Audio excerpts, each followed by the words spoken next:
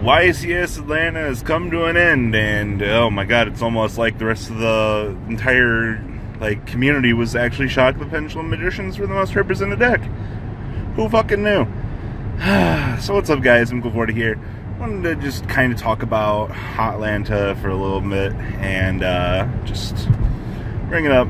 Shout out though to Mega Capital G. If you didn't see Randall Jordan's beautiful feature match with Altergeist and many of the memes that ensued afterwards, very, very interesting reaction to the community. I'm actually very intrigued by that. But anyway, Pendulum Magician, I mean, if you actually listen to the YouTubers instead of just being like, oh, well, you know, like, they're all fucking stupid idiots, they don't know what they're doing, when they were talking about Pendulum Magicians, you know, look at the secondary market now.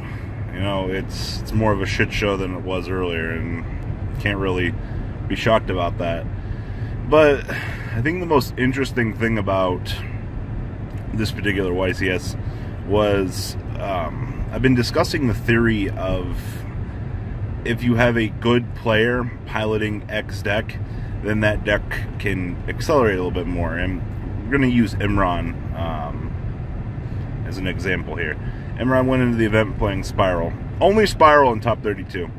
Made his way all the way to top 4. Now, you might be like, well, Spirals are still inherently good, Robbie. Like, you're pushing it too hard. Well, we've seen this. We've seen the same thing recently with ABCs from previous events. Same thing with 60 card from Europe. It kind of depends on the luck of the deck as well, but I really want to put a little bit more emphasis, particularly in these last few formats, that the player piloting the deck, in the way that he makes the choices and things like that, actually has a greater influence on just how the deck will play out in general.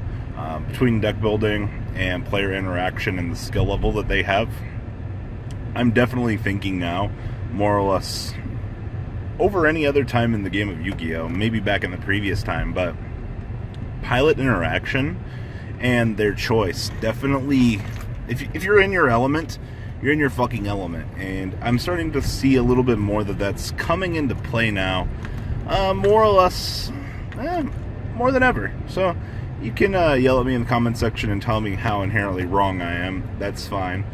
But it's just a little theory that I wanted to point out.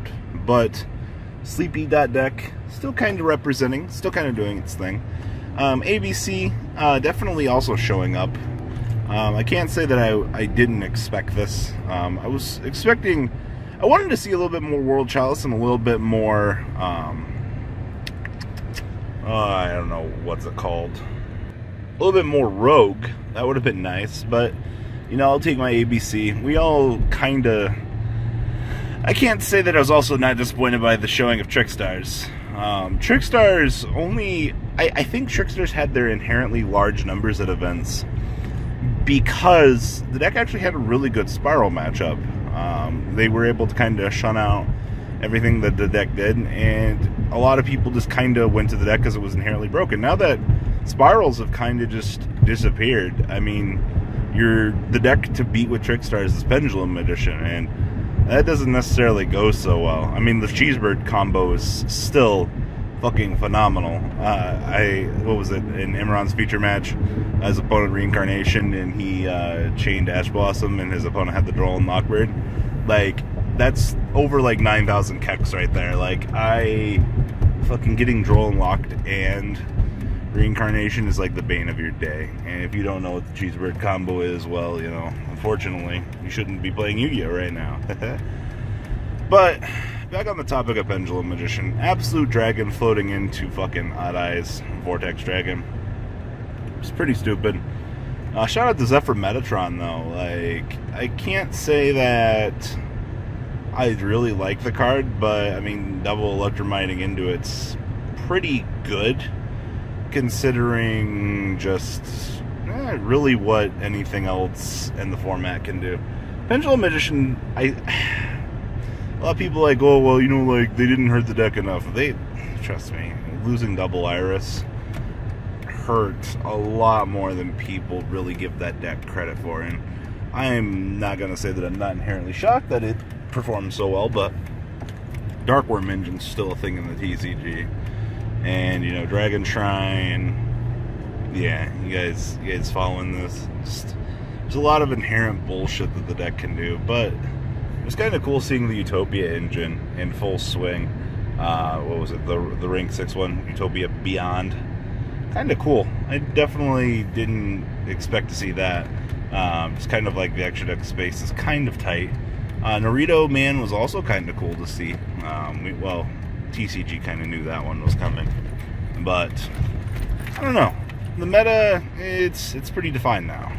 I think the most interesting part about this format, though, is we're back to where we were before, and there's not really a lot we can do about that. I just kind of got to be thankful that we have current advancements in this format, like anti-spell fragrance. You know, True Draco can still keep up with the meta, like, if you're a rogue player.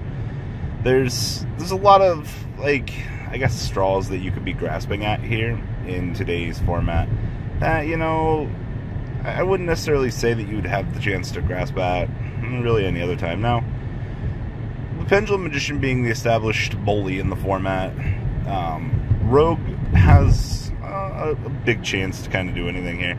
And I've said this before in other videos on this format, but, you know, looking at the format as a whole, let's be completely honest here, you know, Tier 2 in this format can still top regionals. And talking to the casual to intermediate player base on this channel, like, that's a great opportunity for you, because you can play the deck that you honestly really enjoy at a semi more competitive level. You know, a lot of people don't really consider regionals much of the way anymore. It's all about YCSs, but, you know, most regions only get 1 to 2 YCSs a year. So your next level of play comes down to regional levels. So keep in mind before you're like, oh, well, you know, like, Tier 2 doesn't matter.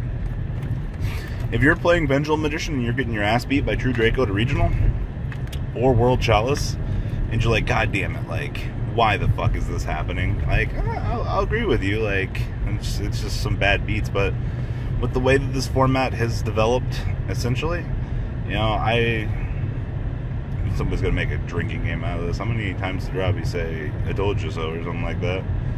You know, the way that the format's developing, it's going pretty well. But Atlanta, I mean, we shouldn't have been shocked the Pendulum Magician was the most represented deck.